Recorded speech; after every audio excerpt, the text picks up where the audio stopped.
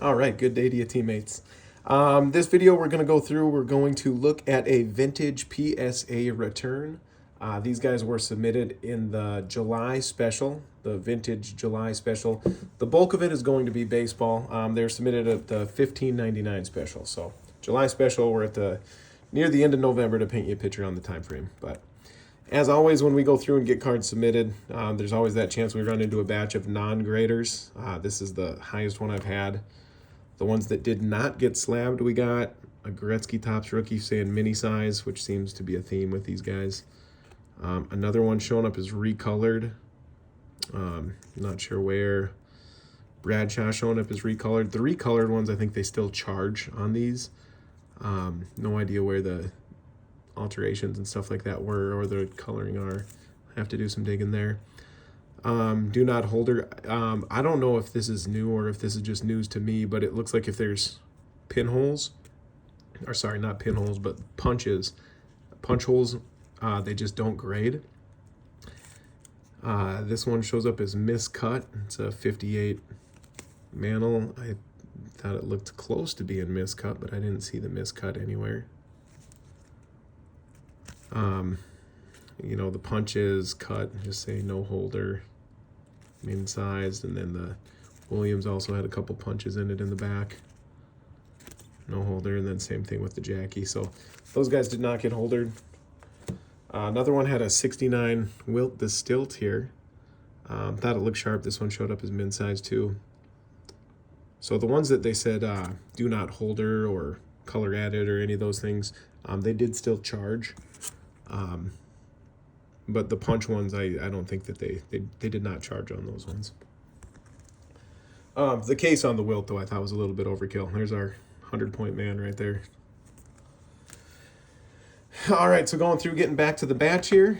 These are the ones that we were fortunate enough to go through and get into a slab. You'll see a lot of low-grade Mickeys here. That was kind of the theme of this order. The theme wasn't meant to be as low-grade as it was, but as we know, every once in a while, it just doesn't go our way.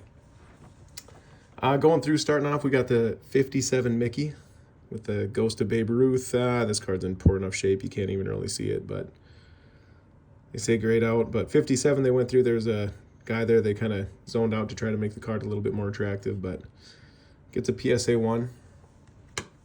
Next, we got the 58 Mantle. You know, it's kind of cool next to the Maris here. You know, these guys, Maris playing for the Indians. Couple years from here, they'll be teammates and they'll go on the, you know, most iconic Major League Baseball season of all time in the 61 for 61 quest. Billy Crystal made a beautiful movie on it. Definitely worth checking out if you guys haven't seen it. It's definitely an underrated baseball movie that deserves more love. But 58 Mickey gets a PSA 1, and we'll say that's the correct grade there. 58 All-Star Mickey gets a 2. God, just young Mick, good stuff. Next, we got a 59. We'll get a few of these. We'll kind of fly through them. They're pretty low grade for the most part, as you can see. Bent. Next, we got another 59 Mickey. We will say slightly creased, slightly pinholed, and slightly the super accurate grade of a PSA 1. Next, we got the 65 Topps Mickey. We'll say the centering's a little off. Looks like it was folded into a pocket at some point. Gets a PSA 1. Here we got a 66 Mickey. If you hit the light right, you can kind of see it looks like this was bent or creased down the forearm here. The card overall, I think, displays great. It looks pretty sharp. It's got its corners. Surface looks good, minus the bend.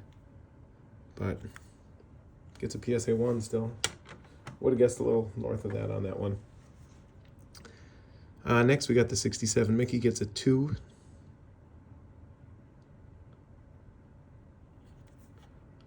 Getting there towards the end almost there for Mickey of the playing days. But next, we're going back to 57. We got a Frank Robinson rookie. Just cool, holding the bat there. Choking up, gets a PSA 1. The next one we go through lands a 3. You'll notice this one's got a little bit of corners on it. Not as rounded. It's PSA 3. Next we got Hammer and Hank. The old Braves logo, pretty good stuff. The yellow name, every once in a while, you always kind of forget the different variations until PSA puts them on it. Here we got the 59 Bob Gibson Rookie. This was the only card in the order that got upcharged. It was also the only card in the order that got a 5. Everything else was below it.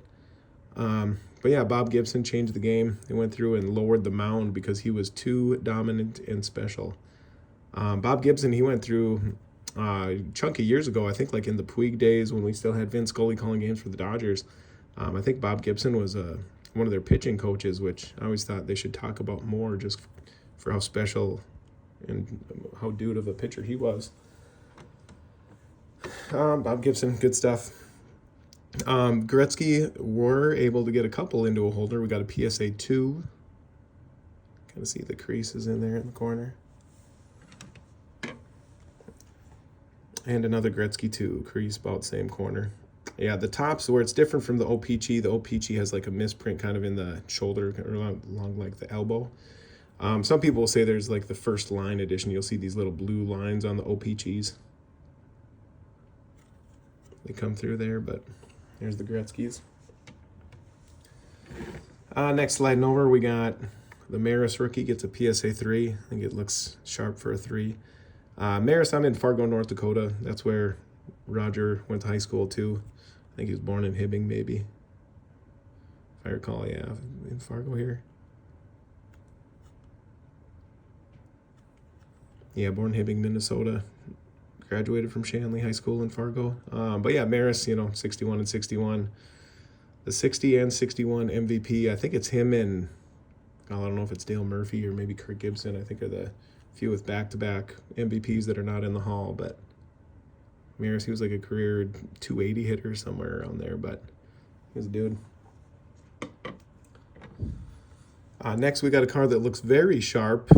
These ones I just think are so cool. Some kid in probably 1960 went and updated his teams on it, But for this card, for how sharp it is, I mean, it's just got great color, great centering. It's got its corners. Does have the pen marks on it, we'll say. I was curious how they were going to grade this one, just because I thought it would be a high grade without the pen, but they did put a 4 on it. So 4. Knew the MK was coming. I just didn't know how much they would ding it for how bad the pen is, But if you got a kid doing it once, they're going to do it twice. These are probably next to each other in the set. Another nice sharp one, but, line across the Indians. Just good stuff. Next, we got a well-deserved one. We'll see kind of bent in half there. Missing paper as well. Here we got a 58 All-Star Hank. This one I thought had a shot to score a little bit higher. It's centered good. It's very sharp. Good coloring. Nice and crisp. Great surface. It's just off-center. But this one goes through. Gets a PSA 4. Similar one here I thought was centered a little bit better.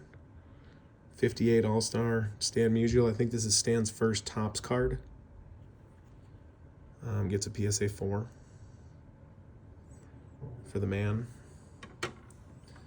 Here was another Mickey, got a 3. Yeah, some of these I thought looked pretty good, but the grades were kind of tough, as they tend to be on these guys, on these old ones too. But 58, Mantle and Hank, that's pretty good stuff there. Some of these cards, again, even regardless of the grade, they're just so cool, and I'm just kind of on the impression that I think some cards just deserve to be in slabs too. Whether you have this in a 1 or a 7, I just think it's desirable for sure. Another 58 Mickey. Yeah, this one, just to go through and kind of paint the picture on some of the differences I was saying. I mean, PSA, they got those Desmos that they rarely use, but I just think, to me, there's a difference. A little bit of a difference between the ones here. But 58, you can see crease down the middle here too.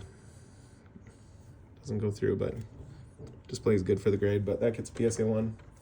Then a little bit of hoops here. We had a 70 Topps Pistol Pete, averaged 44 in college, and PSA kept the theme by giving him a 4 on this grade here. Again, surface just looks great.